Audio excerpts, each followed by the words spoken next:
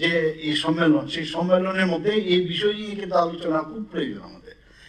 এবং যখন যত বেশি কাজ করবে, বহু লোক আছে, আপনার হিস্ট্রি যদি দেখেন আপনারা দেখবেন ওনারা এত মানুষের জন্য কাজ করেছেন। আর মানুষ, আমরা যদি মনে করি যে আমাদের দেখছে না, সব দেখছে। এবং কেউ যদি মনে করে যে আমি শক্তির জোরে, আমার অর্থ বলে বা আমার কিছু কলা কৌশলের মাধ্যমে আমি মানুষের মন জয় করব, এর থেকে আমার মনে হয় উনি মূর্খের স্বর্গে বাস করেন। হবে না, থাকবে না, এর জন্য চলে যায় এক এক সময়। ঠিক আছে, অনেক সময় অনেক জায়গায় আমাদের কায়দা কানুন থাকে, সেগুলো খেলার যেরকম হয়, খেলার মধ্যে কৌশল সেটা এক জায়গায়, কিন্তু ট্রান্সপারেন্সি যত বেশি রাখা যায়, সততা যত রাখা যায়, নিষ্ঠা যত রাখা যায়, তত বেশি কিন্তু আমাদের জনপ্রতিনিধিরা মানুষের খুব কাছে যেতে পারবে এবং মানুষে তত বেশি কিন্তু আপনাকে সেভাবে গ্রহণ করবে। গ্রহণযোগ্যতা হচ্ছে সবচেয়ে বড়। আমি কতটুকু মানুষের অ্যাকসেপ্টেন্স, মানে অ্যাকসেপ্টেবল হবো, তার উপর ডিপেন্ড করে। আমি বলছি না যে আমরা যেটা ঠিক করছি এটাই ঠিক, কিন্তু এই কারণেই অনেক মানুষের সাথে যখন কথাবার্তা বলা যায়, তারপরে বোঝা যায় যে আমি ঠিক করছি কি ঠিক করছি না।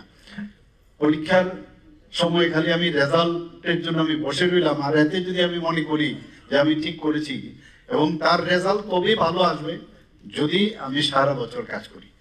তো আমি এই জায়গার মধ্যে এটাই বলবো যে আমাদের আজকে আইনগত ভাবে যেমন আমাদের বাধ্যবাধকতা যেমন থাকে, আবার নৈতিকতা কিন্তু আরেকটা ভেরি ইম্পর্টেন্ট। অনৈতিকতার লোক ব্যক্তি কিন্তু সহজে নৈতিকতার দিকে আসতে চায় না, আর যারা নৈতিকতা নিয়ে চলতে চায় ওদের দেখবেন অনৈতিকতার দিকে কিন্তু যায় না ওরা।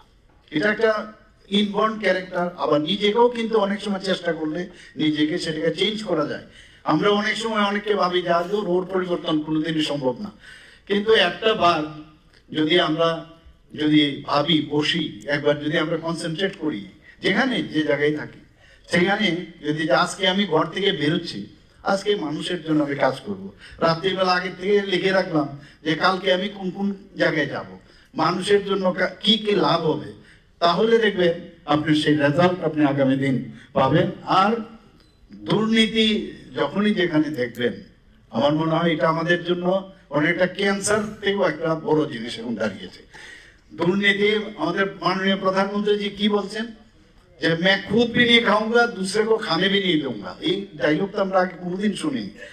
मैं खुद भी नहीं खाऊंगा दूसरे को भी नहीं खाने दूंगा এবং मैं চৌকিদার हूं।